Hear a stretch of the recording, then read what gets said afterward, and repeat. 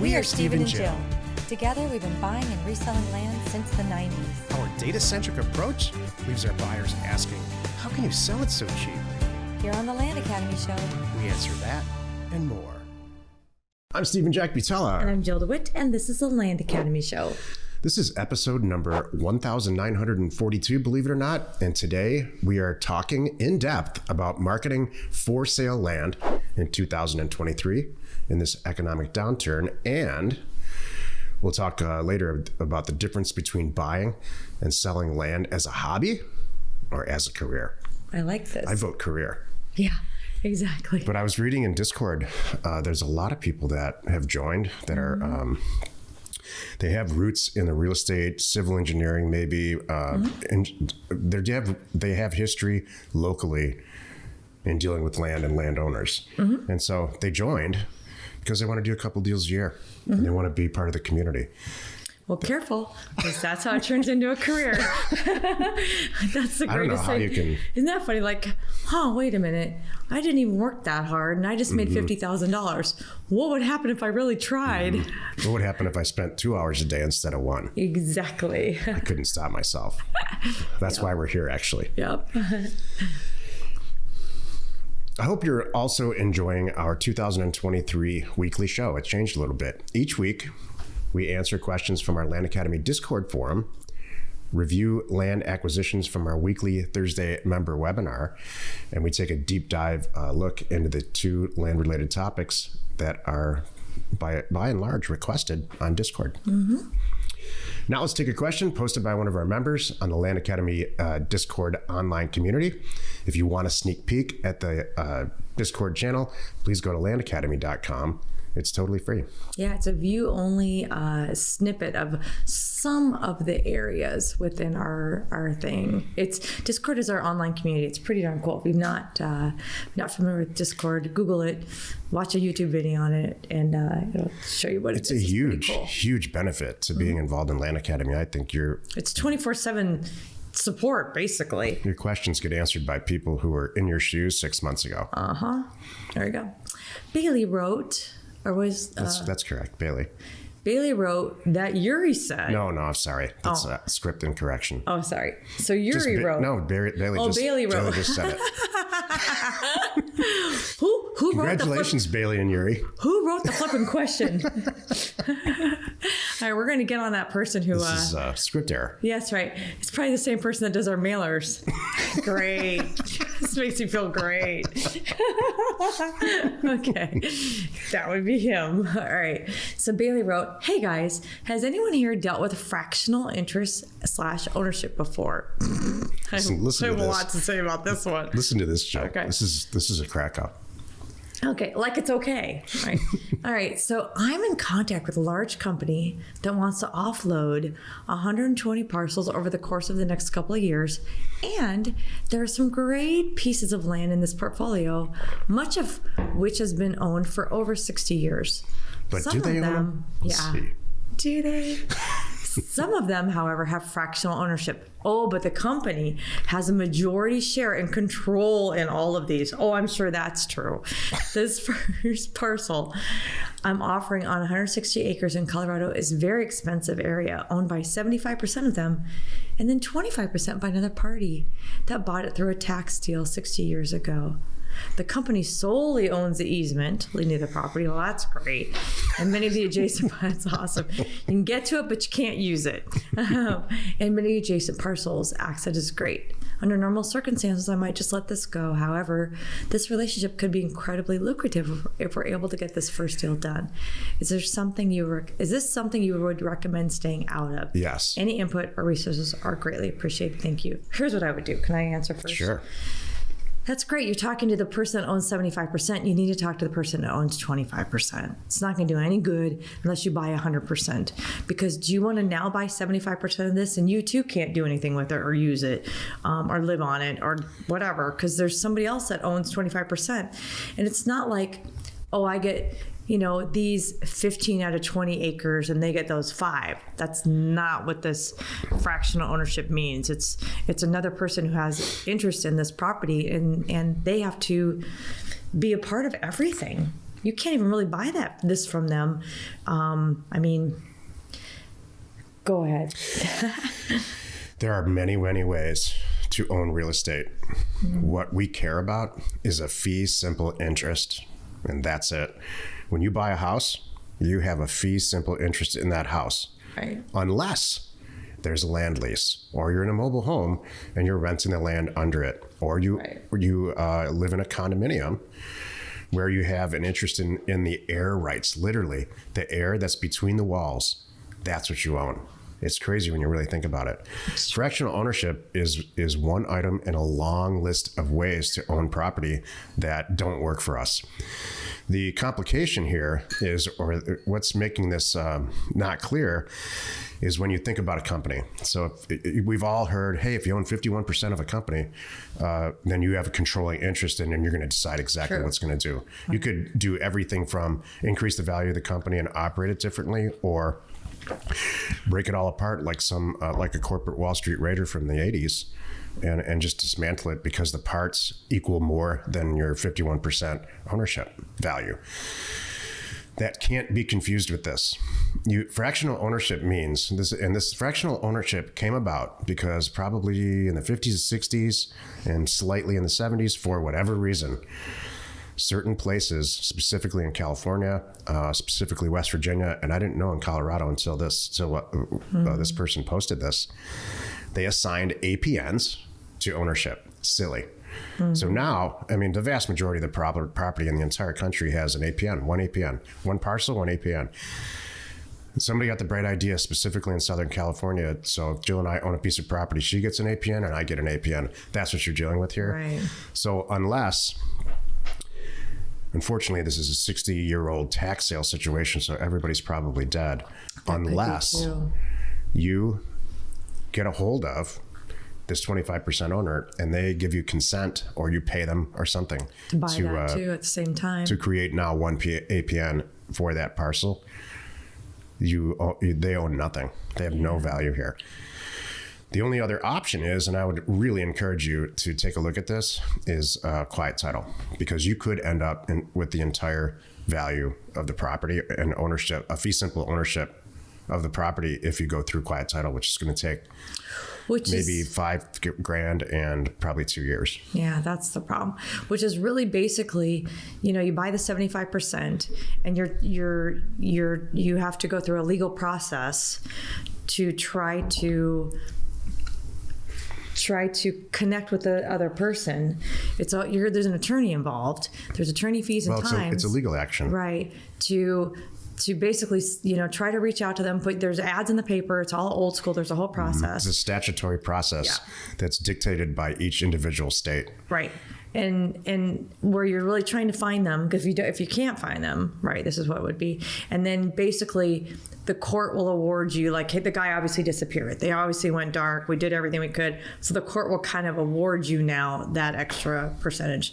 But I don't want to do all that. No. I mean, there's people that this is their career. Mm-hmm. They quiet title property. And there's nothing wrong with that, especially, and I'm being really blunt here, these people who have this minority interest in this property, they acquired it 60 years ago. They're all dead. Yeah, it's a good chance. Nobody quiet knows. Titling property from dead people is, I don't want to be crass here, but otherwise it's just going to go back to the taxing authority anyway. Right. So you can, there are people out there who target dead people property and quiet title it. Mm-hmm.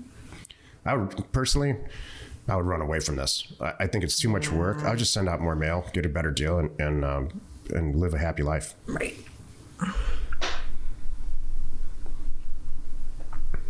Today's first topic, I should say, is called Marketing for Sale Land in 2023 in this economic downturn. I say for sale in air quotes because when I was in commercial real estate a million years ago, people would run around the office, largely our clients, not so much the people in my office, would run around and say, the last thing anybody wants is for sale property, right. Which is funny because I made a career out of it.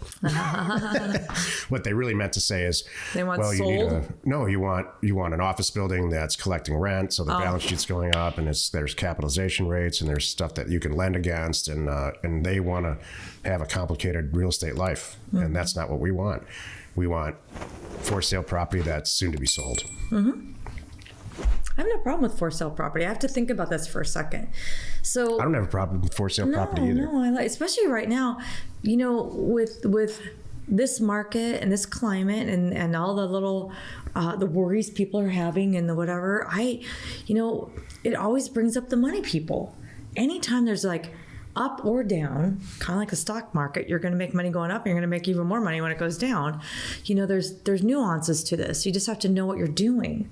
So, man, we're getting some amazing deals. I don't mind putting it out there for sale. Even right now, knowing that the right person's going to come along here pretty darn soon, and they've been watching for it, and they're ready to make a move. So, exactly. So, the topic is, how do you market for sale property in today's economic downturn? Is there something different? Yeah. Okay. There's two reasons that Joe and I have said this on the show over the years. There's two reasons that properties don't sell.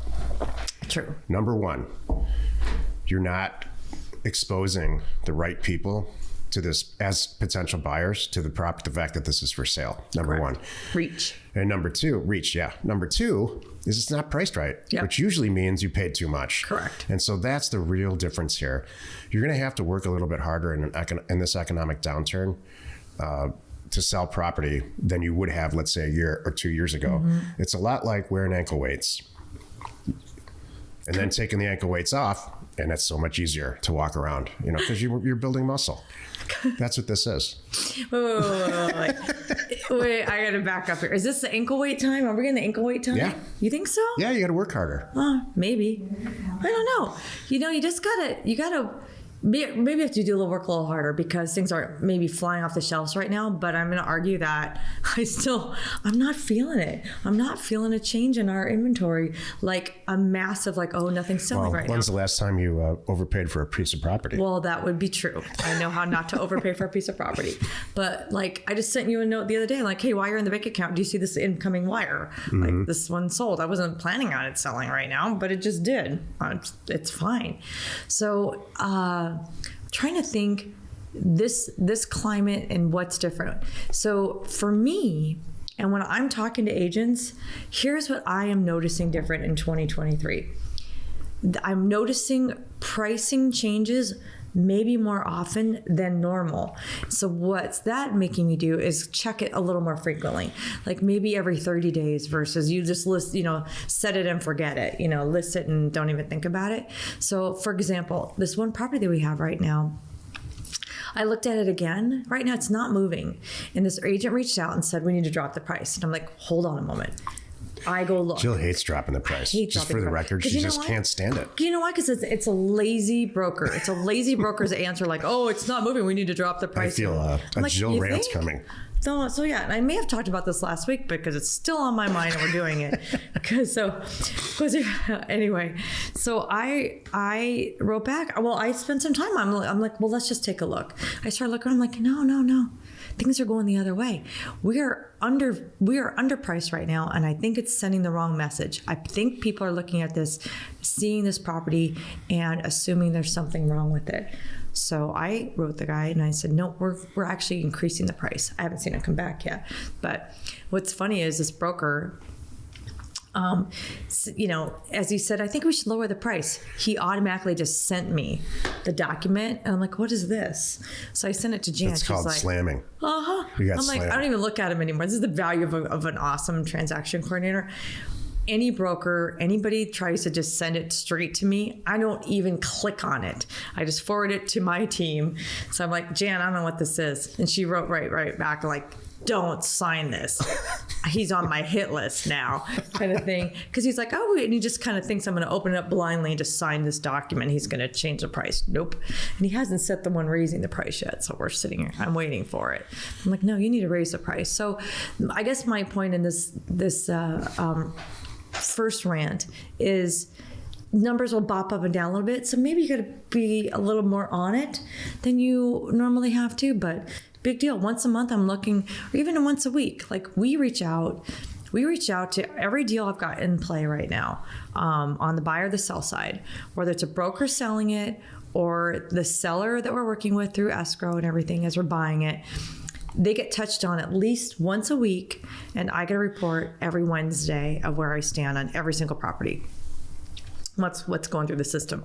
So if you do something like that, and I highly recommend it, every time once a week you have your thing, look at the prices, check the market, eyeball it, make sure your listing looks good, make sure your lead photo is great, make sure your person's doing their job who's selling it for you if it's not you, and double check the prices. See if you need to tweak it. Here's some real serious and simple ways to sell property in an economic downturn. And my point to this ankle weight thing is you should do this in an upturn too, because this is going to end. This economic downturn will end. True. And you will have the good fortune of struggling through it, succeeding, and forming some great habits. Number one, put a sign on the property. Put a sign from Home Depot on the property, not a Century 21 sign. Number two, do a neighbor letter. Neighbor letters are finding all the owners, which is what we do in Data Tree. We find owners of properties. That's what we do here. Should be second nature. In fact, if you send a mailer out, you already have the data in the mailer. So you know who owns all the property within, let's say, a mile radius, maybe two, depending on how rural it is. You know who owns these properties. So you need to send a letter to them that says, hey, this property's off market. And it's I know we're in an economic downturn. That's why it's a smoking deal. We're asking this amount of money. Give me a call. Let's put a deal together. If you already own property in the area, so you must be interested. I would say that works 60 to 70% of the time if the property's priced correctly. Mm-hmm. Number three, avoid infill lots. I like saying something like, do you want to expand your yard or do you want a new neighbor? Like, oh, wait a minute. Owning real estate is such a good tax situation for you. Yeah. Especially if you're going to hold it. It's a great estate planning thing. So you can, if you learn about these things, you can have a very intelligent conversation with somebody who calls on a neighbor letter and says, it is really cheap. It's a lot cheaper than I paid for my property. Yeah. I've got a bunch of cash laying around. It's going to get taxed in my estate. Maybe I can, maybe you put it in your kid's name or in your name and your kid's name as joint tenants. And when you pass, it gets conveyed tax-free. They just own it. So there's a lot of reasons why you should educate yourself about the benefits of that. Mm-hmm. And so you can have a good conversation when they call back. Number three, avoid infill lots right now. Infill lots, the people who buy infill lots are home builders, usually, or they're builders of some kind, maybe even commercial. You don't want to have a property that's got a real specific use right now. Now's not the time for that. We're in an economic downturn, unless it's so crazy cheap and you've got a warehouse owner next door that has too much money into the same situation that I just described. You want large recreation property that's priced really cheap, because hunters and people who have hobbies also have a lot of money. They're dying to buy 20 or 30 acres of property that they can go skeet shooting on or whatever it lends itself to. Mm-hmm. This is a positive thing, not a negative thing. I agree. And believe me, I'm Debbie Downer most of the time about a lot of this stuff. Buying really cheap property, the right property, putting a sign on it, sending a neighbor letter out, it's going to work. Also, half of the real estate agents are out of work. I'm so glad you brought that up. I was going to say that too. This is the time that the good ones survive, and it's easy to spot who they are, and they're not having any issues. Yep, exactly. If you go on Land Watch and your property's listed with the Century 21 agent, let it expire. Or try to get out of the contract. A lot of times they'll just let you out because real estate agent sucks. And go on to Land Watch and find a person who's got 30 listings for land and good listings in the area that's your property and hire that person. Mm-hmm. Get their opinion. Yeah. And then form these good habits right now, because this downturn will change. Yeah. And that's it. Stay on it. I'm going to just circle back around to Reach. One of the things about Reach, though, if you're marketing your own property, you're doing it. You have it out there on everywhere, right? You probably did a flat rate MLS listing, so it's all out on the planet on Trulia, Realtor, Zillow, wherever it needs to be. And then you're also, hopefully you're doing it in all parts of social media that you can think of. You had that hunting property that Jack just described. You have it in all those, area specific hunting groups on Facebook. It's too easy to just need to get it in front of the right people. And if you're not the one doing it, your broker is, that's a conversation to have with your broker. Make sure that they're getting it out there. They know how to do a neighbor letter. They know how to do that stuff. That's why you start thinking like this. If you have experience in real estate, there's just this regular automatic response to when we list property to kind of describe it. Hey, this is 100 acres. It's really pretty, and it's backs up against a forest. And forget that right now. That needs to change during this environment. You need to lead with, my loss is your gain. This property is grossly underpriced, and we need to liquidate it. And so please make any offer. Start thinking like that and start listening and talking to potential buyers and make them understand that it's so incredibly undervalued, and that usually I don't say sell on price. Now's not the time to maximize price. This is not bucket 3 time. Now is the time to blow through property and just become an acquisition expert, because you're buying it so cheap and then selling it cheap. Yeah. Let's take a look at one of our favorite land acquisitions from the weekly Thursday member webinar. So Walton County, Florida, we are at buy for 50, 49,000 to 41.76. That was the offer. They said, make it 50,000. I can understand that. And Patsy thinks we can sell it for 85,000, almost 20 acres, 17.9. It's a subdivision adjacent, a Boy Scouts of America reservation, as well as a small regional airport. Interesting. Okay. I'm liking this here. Is located to the east of the parcel. To the west is the U.S. Air Force Elgin Base. It borders Route 10, a major arterial thoroughfare. The owner's alive, the sole owner. Zoned general ag, although the parcel has a huge frontage on Route 10, which there weren't any guardrails there, were there? No, but that's not the access. The access is here. Go ahead. Okay, good. No guardrails. Doesn't appear to have any convenient legal access to that roadway, correct? There's a cell tower easement that runs along the southeast corners of the parcel, which could be a less desirable attribute for a possible homeowner. That's okay. I got 17.8 other acres to play with. 10 acres sold for 75,000 in 22. Days on market were 40. And there's the address. I love that. So I like this a lot, this deal. Well, how many flood issues are around there? The question is the price. I love the frontage because I think you can sell it a lot faster. Oh, cool. Looks okay. Where is that in the state? That's what I thought. I like up in the Panhandle. That's good. All comes down to price on this. It's ag. It's got frontage. Good hunting conversations. Land and hunting go hand in hand. Huh? 17.9 acres. Buy for 50. Right here. How big is it? 17.9. 20. 10 acres for 45. That's the one she pointed out. This isn't a comparable at all. Oh, wait. 2 properties. 10 acres for 75. You get 10 for 45. Sorry. 2 acres for sale, 6 acres sold, 6 properties for sold. So this is a tough comp.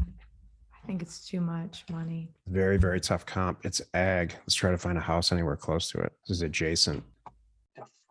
Tell us 300,000 for a house on a tiny little lot immediately adjacent to the property. Not tiny, it's 5 acres. So I love the property and I think it's very sellable, but it needs to be probably 20 grand to really sleep at night. Buy for 20, sell for 40 really fast, 45. That's what I think. I would like to talk about for our members right now, because I don't think it's open to the public at this moment, but Career Path 6 is coming up. It's going to be April 12th through May 31st this year. Where do you find out information? Go to landacademy.com/career path, or just go to Land Academy and there's a menu drop down and you'll find Career Path. So what is Career Path? Career Path is an 8-week program led by ourselves. This is the next topic, by the way. Oh, is it? Is it coming up on the show when we talk about it? You know what? The enrollment for Career Path will be. This airs on March 1st. Okay. So enrollment opens to the public on the 3rd. Oh, okay. Well, we're talking about it anyway. But, in a minute, we're going to talk about, you want to make this a career or you want it to be your hobby? Okay. Well, I can. All right. Well, this is the whole point. For those of you, we're going to talk about that in a minute. But for those of you that are here to make this your career, and I'm doing a lot of the calls myself right now, screening people, and I'm getting good people. So, okay. Well, I want to hear it. Okay. All right. Go ahead. Let's get to the topic. Let's take another question posted by one of our members on the Land Academy Discord online community. Again, if you want a sneak peek of this Discord channel, which is pretty amazing, go to landacademy.com. It's free. Read only free. Okay.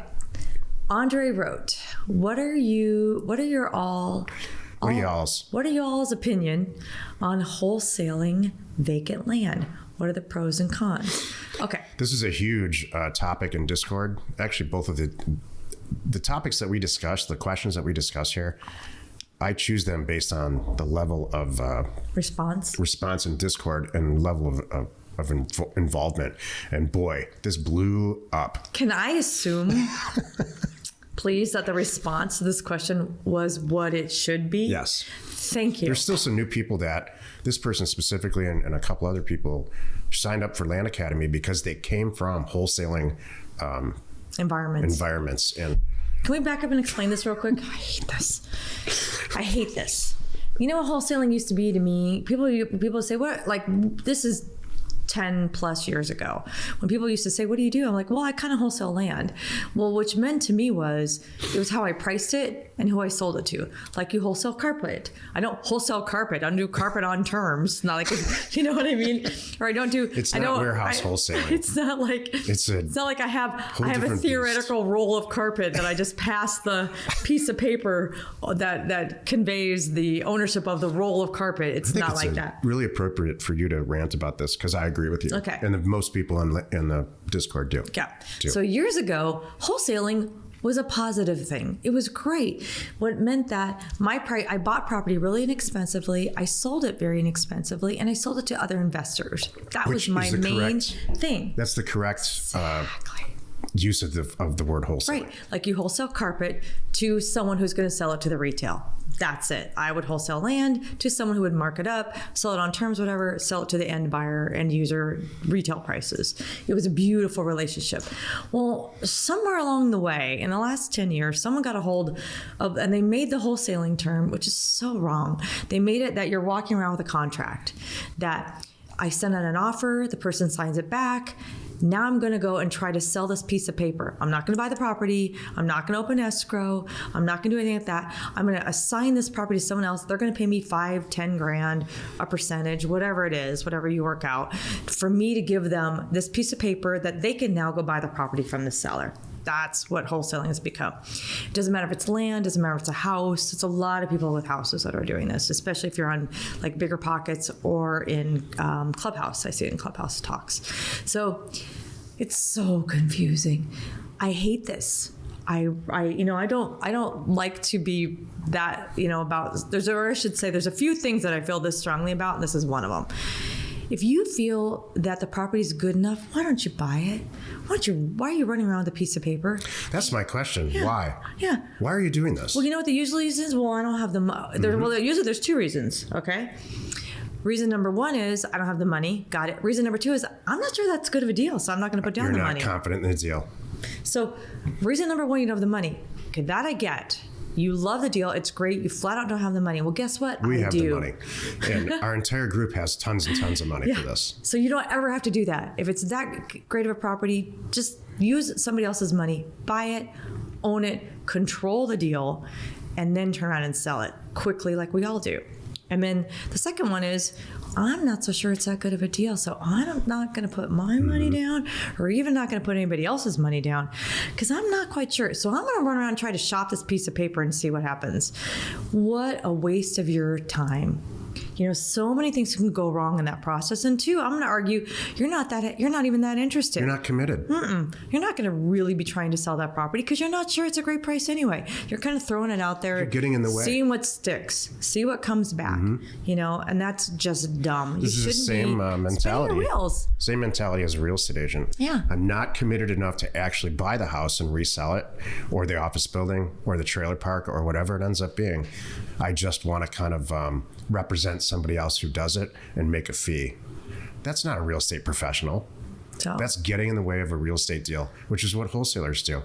They're getting in the way. I'm going to argue that there's some value sometimes for agents in certain situations. I don't think that's necessarily. I think people. I'll argue with that all day long. I think, honestly, I think there's a lot of agents out there that are good agents that they're just afraid of making that next step. They're happy to represent you, happy to represent the buyer, but they're not comfortable stepping into our shoes. Why is that? Talk to these people. For the same reason here. Probably confidence. They don't want to take any risk. Yeah, and that's okay. So, I don't think it's okay. Well, it's not in our world.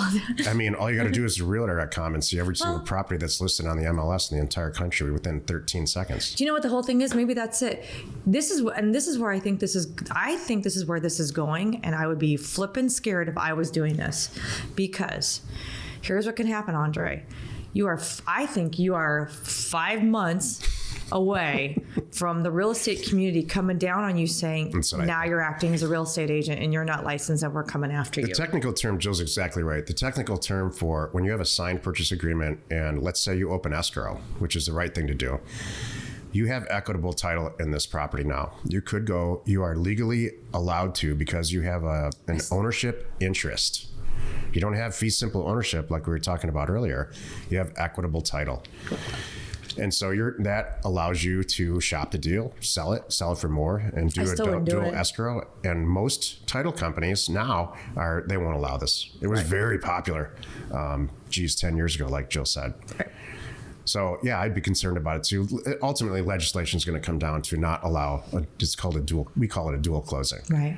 And I think that's okay. Usually I'm not a big fan of more legislation and more rules, but I think this is destructive. Right. The whole thing is you need to, we haven't even got to the topic today, but the second topic, but if you feel that good about it, Andre, just buy it. And then you can the last piece I didn't get to say was, when you don't own that property and you're running around with that piece of paper, 16 things can go wrong. The seller could change their mind. The buyer could reach out to the seller and say, let's just cut Andre out. There's so many, and what are you gonna do? You're gonna really go after him, chase him, and try to sue him for it? No. It's a waste of your time. You and I know that. It's not worth it. It's just, time, like I said, you're not interested. You're not going to really be working that hard. Just a lot of things that could go wrong. You may or may not remember, for those of you that have gone back to podcast number 12, some of you have. Please don't do that. Yeah, don't go back. Well, if you want a good, gut laugh, go ahead. But somewhere between 12 and 22. There was a time that I had to do a kind of version of this only until I had the money to buy the property. But it was very, very rare. Really? Because way, maybe even been before Land Academy, probably. I don't recall that ever. Yeah, but there was a time that I didn't have the money, and I would try to do. I'd call it an option. Oh yeah, optioning. And it was only because I love this deal, and the guy really wanted me. I'm like, but I was very upfront and honest with the seller too, by the way. And he signed something knowing that I'm going to go try to sell this, and I'm going to try to get you this price. And he's like, done. Have at it, Jill. And then as soon as I could afford it, though, I would buy the property. I needed something to sell so I could buy it. The other issue, which is a little bit more, it's forget about the ethics of it or doing the right thing. Yeah. There's a core economic problem with this. $10,000 seems to be the number that everybody is shooting for to option a property or to wholesale it. Yeah. Oh. So you buy property, you sign a contract for $30,000 or $40,000 on a piece of land. You think it's worth $80,000. You option it immediately out to somebody, let's say in Land Academy, who's sees a value in it. And so they buy the contract for $10,000 and then they go off. Let's say it's Jill. Jill goes off and, immediately lists it and sells it for $80,000. So now she's $40,000 into this thing. She made 40 grand. She did about 2 hours of work, max, maybe an hour. With her transaction coordinator, she really does no work at all. And so great, you do 10 of those. You do 10 of those a year, and Jill does 10 of those a year, and you make 100. 10 times 10 is $100,000, and Jill makes 400. Did you? The difference is you didn't have to front any money. True. So that's a disease. If you see risk in buying and selling land, this isn't for you. Right. So just don't do it. Don't option it. Don't get involved in it. If you see the value in Jill's $500,000, it'll end up being, if she did, 10 or 12 of these a year, which we do see, and many, many other Land Academy members see it. Yeah. Well, you're welcome into this group then. Yeah. Thank you. So, Andre, I'm not picking on you at all. Yeah. It's a great question, and I'm glad you answered. And everybody had the same opinion. That's why we're talking about it right now. I want the planet to know. There's no way are we picking on you. You just happen to be the person who asked the question, and I'm really glad you did. Totally. Today's second topic is we're going to talk about the difference between buying and selling land as a hobby or a career. That was actually a good example of that question. I think as a hobby, you can go around wholesaling land. That's true. And be a software developer. If someone wants it, great. If they don't, no big deal. I'm still back at my job at AT&T. Yep. Or wherever it is. But you're just, the reality is, if you're doing the right deals, you're leaving so much money on the table. And in my example, Jill's making it all. So why not just call Jill to fund it in the first place? That's the thing. And then we're all making money the right way. That was my example. Like here's a positive thing. I know several people in Land Academy that are former real estate brokers / agents. And one of the common things that they have said to me is, I was tired of watching all these guys make all the money, all the investors. That's me. You're describing me. Because I used to be a commercial broker. There you go. I'm going to be that. I'm going to be the investor. Why am I going to make? Well, I'm only making 6 or 10%, 3 or 6 or 10%, depending on what's going on. Versus, I want all that. Yeah. I watched a few of those. I figured out what's going on over here, and I can do that. I know how to value property. I know how to sell property. Ding, ding. So that's a good example of, career and a good career transition. If you buy a piece of property, this is along the lines of the topic here, like Joe was saying at the beginning of the episode, and you make $50,000 and you're good that year, that's your hobby. Oh, wait. There's no way. Right. I'm going to buy and sell a piece of property for $50,000 and call it a year. In fact, I'm not going to call it a month. So it really comes down to... Go ahead. Just a moment, please, because for some people, that's enough. Not us. It's a personality type. I know, but maybe 2 a year, maybe 5 a year. I don't know. So... I'm going to do 10 a month if I know I can make 50 grand. I want to say there's no ways right or wrong. They're just different. It's absolutely right and wrong here. Well, wait. If you want a hobby, that's it. Here's the good news. If you want to be pushed to make this a career, join Land Academy, because everything we do inside the Land Academy is going to try to knock that hobby out of your head. And so good luck if you think you're just going to come into Land Academy and skip along the top and have a lot of people are just skipping along the top. No, we're kind of in it. So I talked to somebody. And then for you motivated people, you know I'm talking to you. I talked to somebody a real long time ago, a lot of years ago, and they said, I just want to make enough to cover my mortgage. Right. And I said, this is not for you. If you have some version of OCD or obsessive compulsive disorder, or you have a type AAA personality where you can't sit still, and ADD or anything like that, you will be in great company in this group. Right. That's true. Everybody's going 100 miles an hour here to get a bunch of deals done, and try to take the basic advice / education that Jill and I provide and put their own twist on it so that they can make more money than the other person that's next to them in this group. And I just love that. It's pretty easy to get into this group, do a deal or two, and then go, oh, if I did 10 of those or 20 of those, where would I be right now? To this day, when we do a deal, when Jill gets a deal, like we just got a wire transfer in on one today, I multiply it by 12. And I say, I don't know why I do this. I've always done it since the beginning of my career. If I do one of these a month, could I live on it? I think it was 38 grand. Yeah. So it's nothing. That's 400 what, right? Yeah. It's, $500,000. Could you live on that? Yeah. Yeah. I don't even remember this deal. I forget sometimes. Yeah. Like, what's this coming in? Like, this is the beauty of our position. My transaction coordinator will just say, hey, watch for wire, incoming wire. I'm like, oh, cool. Wonder what it is. It's really funny because we're a lot of people signed up, more than usual signed up at the end of the year. And so they're in the second month, almost the third month of their education. And they all have, I should do a frequently asked questions. Yeah. They asked, here's the questions they asked. How many mailers does it take to buy a deal? Mm-hmm. And I say, I don't know, because this is what reminded me. Or for you?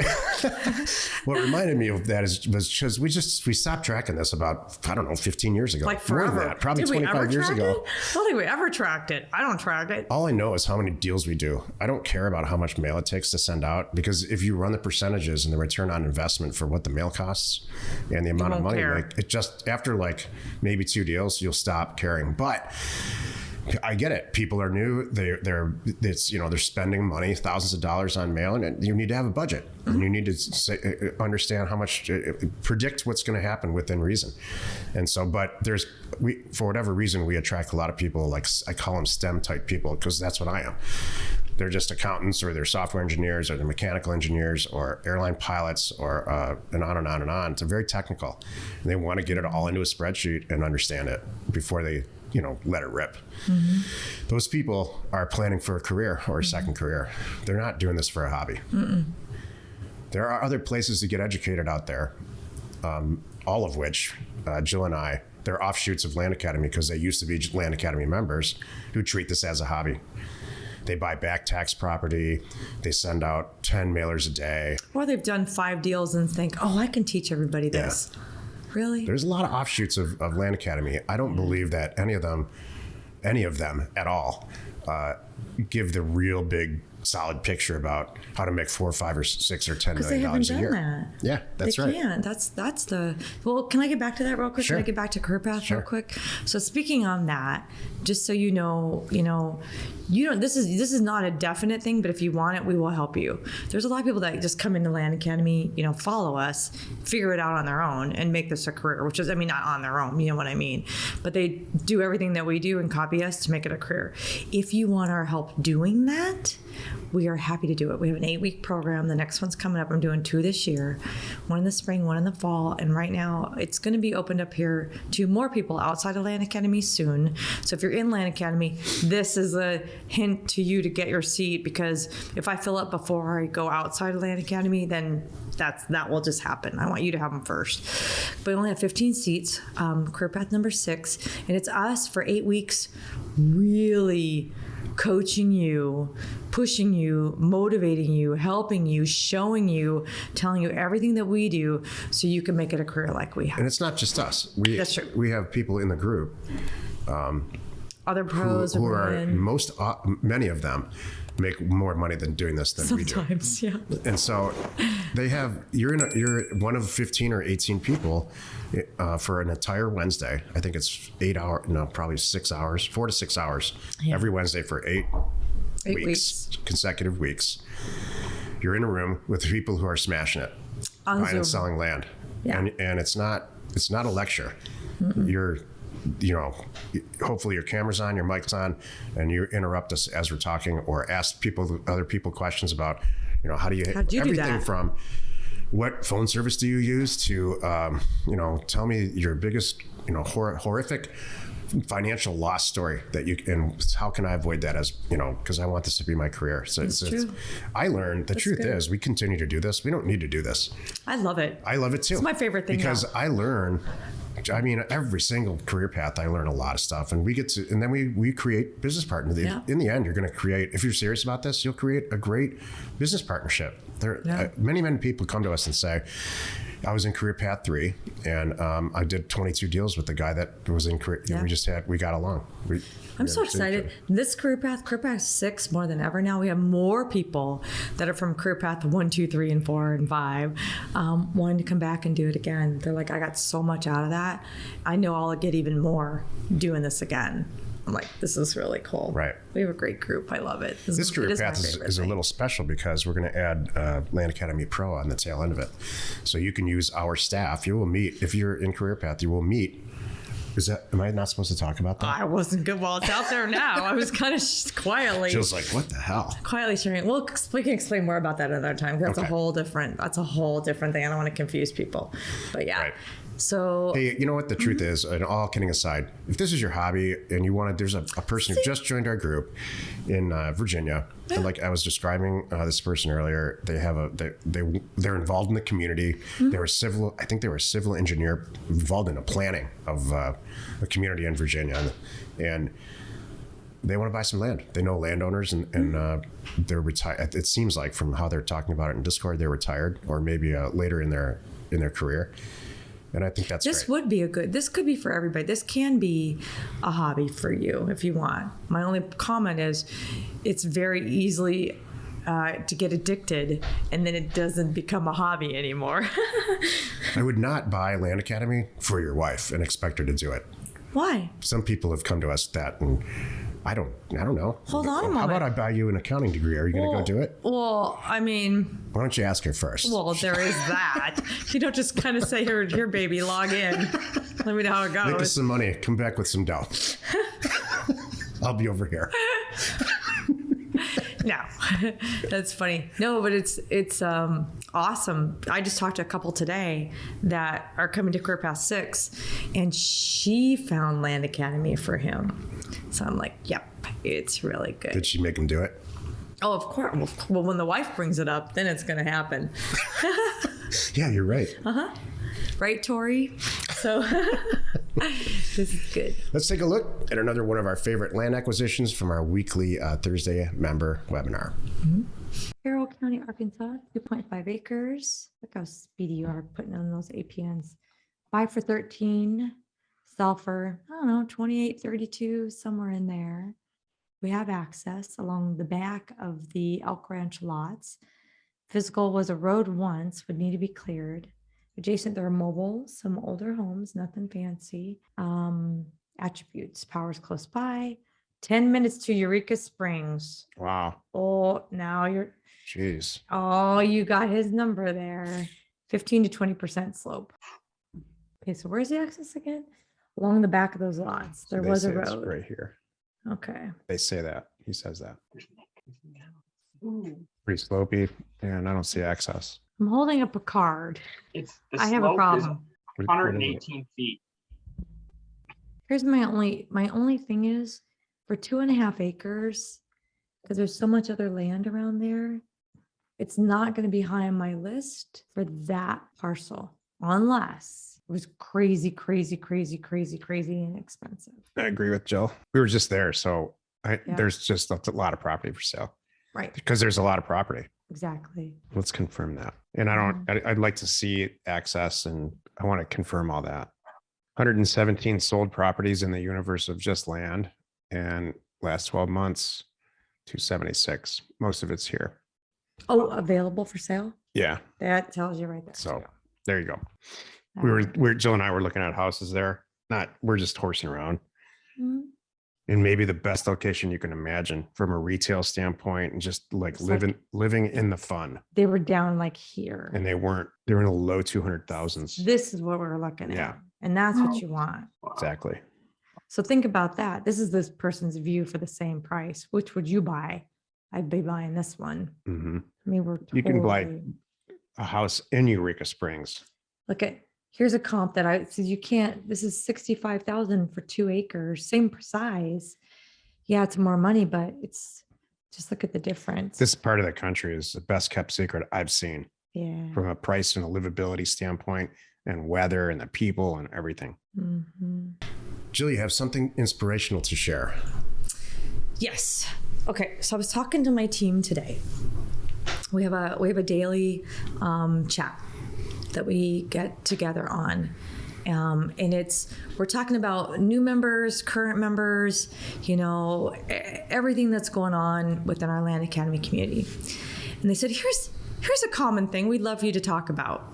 And it's people nitpicking and looking for problems. And it's keeping them from getting things done.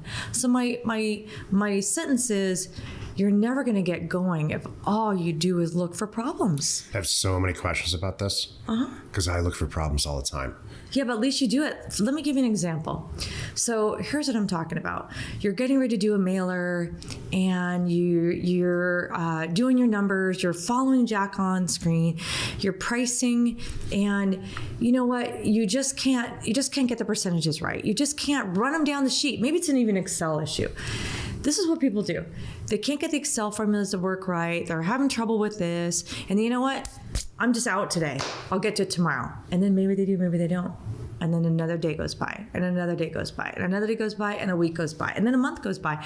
They still haven't sent a mailer because they had some Excel hang up or spreadsheet hang up or just something little like that.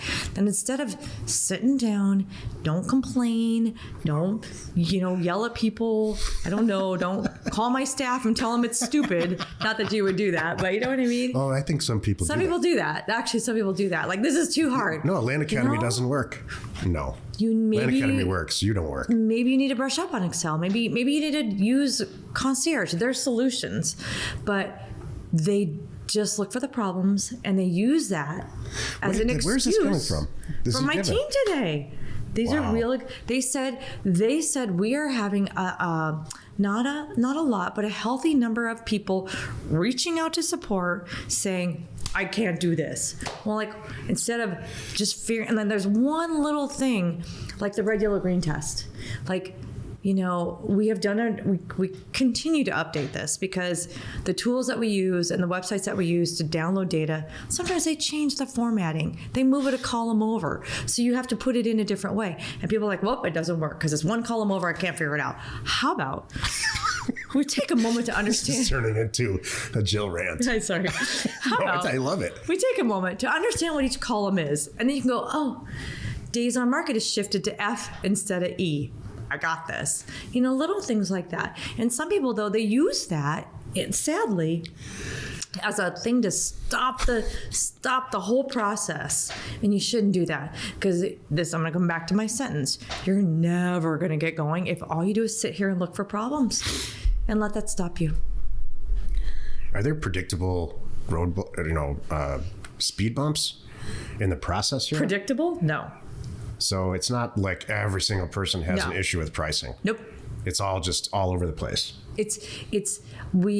Sometimes it's individuals that are looking. It's almost like they're looking for a reason not to do it, and they want to blame somebody else. I hate to say it. So wouldn't you think, and this is like a business meeting for us. It is.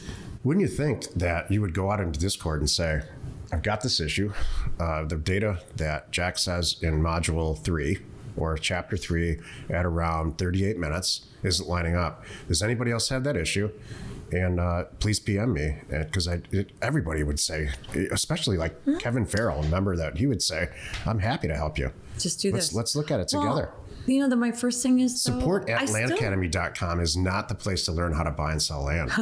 It's funny. Just not. Well, here's my thing too. What's wrong with trying to figure it out on your own for a few minutes?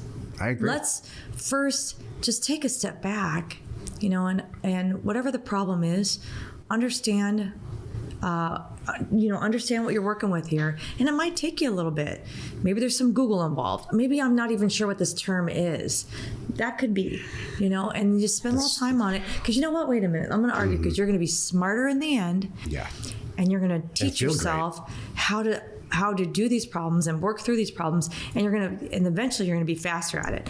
The last thing you want to do is because if you reach out to every single person, I understand your Discord thing. That would be at the end for me. and I'm going to give you an example. But if you reach out to somebody for every little thing, you're never going to do it on your own. You're never going to learn. You're never going to get past it. And if those people aren't there someday, you're kind of lost.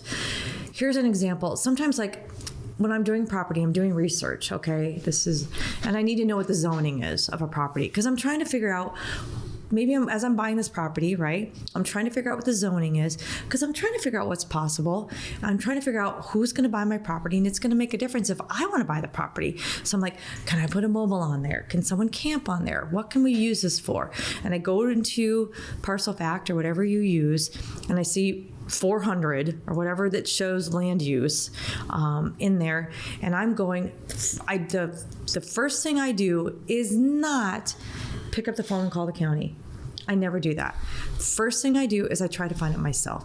I'm going into the county website. I'm getting a hold of their property. I'm downloading their that's often a PDF file. It might be 30 pages long, but I'm gonna get my hands on that county's planning and zoning PDF file telling me what's possible. I'm looking at that.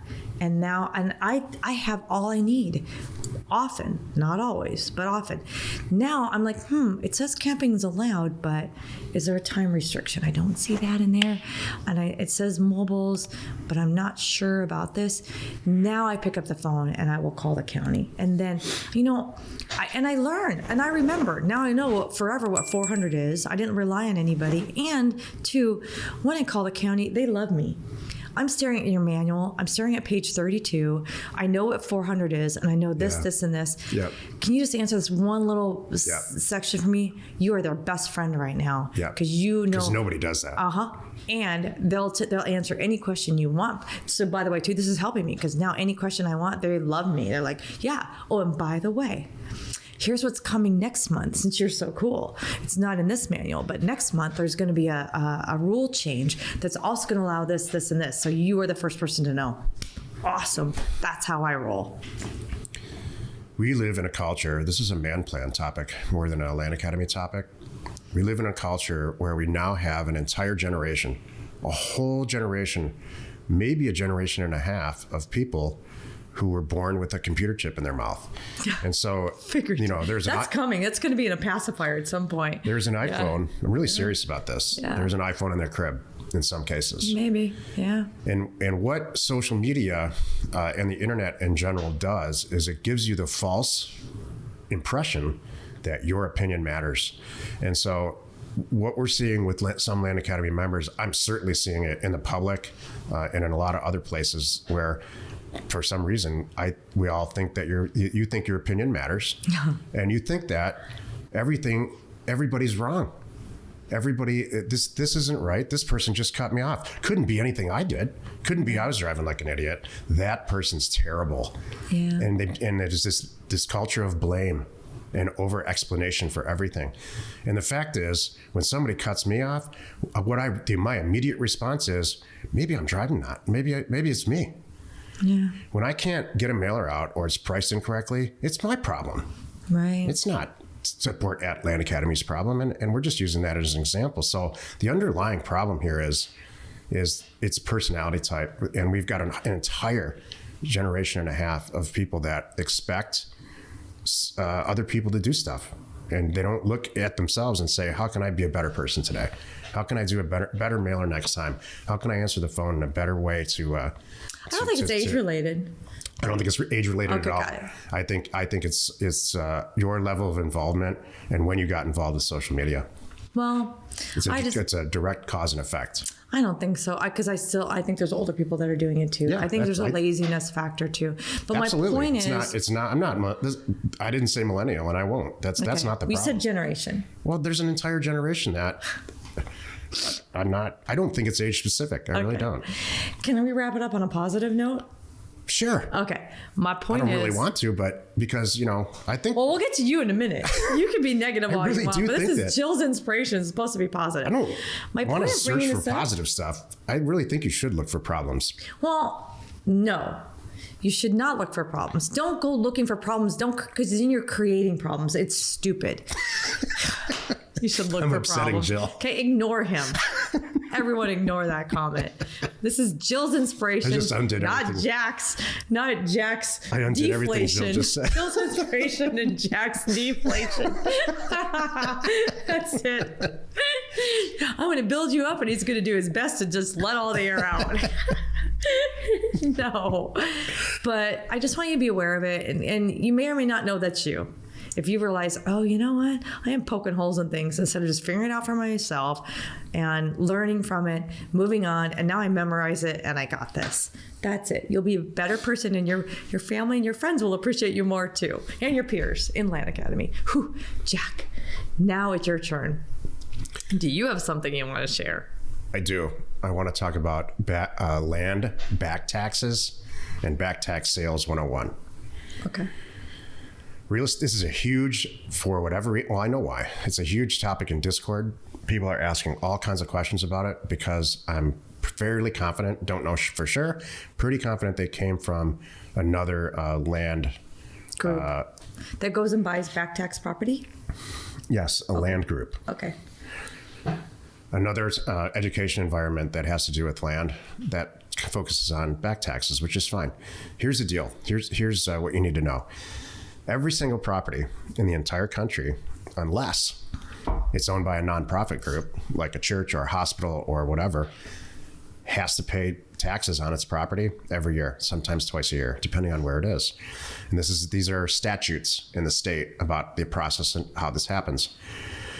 When you stop paying your taxes, the state or the county has to follow a statutory process to get that property back on the tax rolls. That's their whole point to this.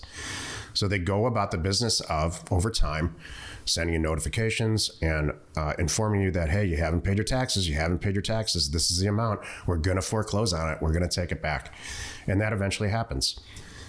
Those properties get sold at an auction after a certain amount of time. There are two types of auctions in the entire country, and then a hybrid between the two. So there's really three types. Tax deed, and it's just exactly what it is. You go to an auction. Sometimes Jill and I have been to a million of these, spent millions of dollars on back tax property in the past. You go to a county courthouse. Sometimes they do it online now. They say this is APN, fill in the blank, and we're going to start the bidding at $100 or $1,000 or whatever it ends up being. If we like the price, we did all our homework, we buy the property. There's like a gavel. Yep. Tax deeds. There's also tax liens. Liens are when you buy the actual, so if a property has $1,000 of back taxes on it, you buy that $1,000. And a lien is placed that's associated with that property, and the owner has a couple choices. They can pay back the $1,000 to the person who paid the $1,000 lien, and then they're all in good standing and they own the property and everything's great. Or they can choose to ignore it because they're dead usually. When they ignore it, the lien holder ultimately at some point is allowed to foreclose on the property through a statutory process. That's what quiet title was. We talked about that earlier. It's the same process, and end up owning the property for the amount of the back taxes that were owed. The third and final one is, in Arizona's like this, is there's a hybrid. First you buy a lien, nothing happens. The lien holder doesn't foreclose. The dead person is dead, so they don't do anything about it, and it goes into a tax deed status. This takes 5 to 7 years in Arizona. Every state's different. So you can make a ridiculous amount of money buying properties at a back tax deed sale. Arkansas is a deed state. Texas is a deed state. Texas is required by law every 2 weeks to have sales, every county. And there's 274 counties in Texas, I think. Nobody does it. It's too much work. So there's a huge subculture of buying these properties at back tax sales. Why do I bring this up? Why do you care? Because you're sending out mail all the time. And you are ultimately going to buy property from somebody who bought it at a tax sale. Is this good or bad? It's a good question. Yeah. When a taxing authority brings a property back, and it's through a judicial foreclosure or administrative foreclosure action, it clouds the title. And so now you're buying a piece of property, sent a mailer out, guy calls you back, says, heck yes, I'd love to sell you my property for $8,000. And you say, great. This is how you usually find out. You send it to title, and title says, hey, this title's cloudy. I don't think we can insure it. Right. And so that's because they bought it at a tax sale several years ago. Because it was taken, not sold. No, seriously. I mean, no, I'm just saying that. Go ahead. No, because they took it back. That's why there's a cloud. It wasn't a formal transaction where I willingly sold the property. They just had to take it back. So I just want to explain that's why there's a little cloud on there. So you can undo this. You can undo this by quieting the title, so to speak. There's a company in Irvine called Tax Title Services. It costs a couple of $1,000 to get a cloud-free title at the end of that process. And what they do is go through judicial foreclosure. They quiet title the property, and then it's insurable. It's title insurance insurable. That's back tax property. Well, Jack, why don't we all just go buy back tax property? Why are we messing around with these mailers? Why would you send out mail if you can just go get a list at a county and pick the ones out that you want and buy them and resell them? Great question. It takes an incredible amount of work to look at 100 properties in a back tax list. And I would encourage you to find out wherever you live, find out if there's a list, and go review 100 properties and tell me how long it takes. It takes 10 times longer to do that than it does to do a mailer. And then when you ultimately find the 3 that you want out of that 100, the financial part of it might not work. You can't control the sales price. They control it. There's all kinds of reasons that it's not efficient from a time standpoint versus sending a 10,000 unit mailer out that might take you a day, maybe 2 days. It's going to take you a lot less if you use concierge data. And the 25 or 30 or 40 or 80 people in those 10,000 that you send out are calling you back in a lot of cases saying, where do I sign? Your timing's perfect. I would love. And you told them how much you're going to pay for it. Mailing is better. They might be eyeing that process too, which is really interesting. There's times that you reach out to people, they're getting these notices that it's going to happen. So they're freaking out going, shoot, I'm going to lose it. And now you're coming up to buy it. That's really amazing. Jill and and I happy. Bought a house a few years ago, and we sent the letter. They said, heck yes, we would love to do the deal. We opened escrow, and the title agent called Jill in a huff and said, they're going to take this house back next week. Yep. The seller didn't even tell us. I don't know if they're embarrassed or what. Yep. It was a smoking deal. So what did we do? We settled the taxes immediately. Ran out and paid the back taxes. We got cashier's checks, did whatever the taxing authority wanted us to do. Subtracted it from the purchase price. And geez, we made probably $200,000, $150,000 on that house. So yes, Jill's exactly right. You're sending a mailer out to these people that are getting these notices and they have no intention of paying their taxes or they don't have their money.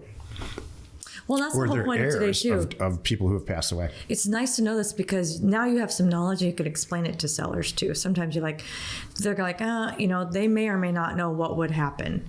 So, and now you can say it's going to get taken back. So please, which would happen. Here's a couple of anecdotal points about back taxes. Back tax property taxes are associated with the land. They're not associated with you. A lot of people confuse that because, they may have gone through a house foreclosure, and when you have a bank loan on a house, on a mortgage, that's attached to you. It's personal guarantee, and the house. Property taxes are only attached to the land, so it doesn't affect your credit score. There's not a lot of motivation for us to pay property taxes for property we don't want. There's a ton of motivation for me, if my property's going back, to answer somebody's letter and say, heck yes, I'll sell it. You can please solve all my problems. Thank you. Exactly. And so you need to know that. Jill's right. You need to know how this works because you're going to talk to people on the phone who are like, thank you. Let's get this done fast. Exactly. Good segment. Thank you very much. Good information. Join us next Wednesday for another interesting episode. You are not alone in your real estate ambition. We are Jack and Jill. Information and inspiration. It's about undervalued property. We hope you find our content valuable and we appreciate your support. If you have not already, please check out our channel and hit the subscribe button. And your comments and suggestions help us to create the content you're here for. Hitting the like button helps to support our channel's algorithm and gauge your interest for future shows.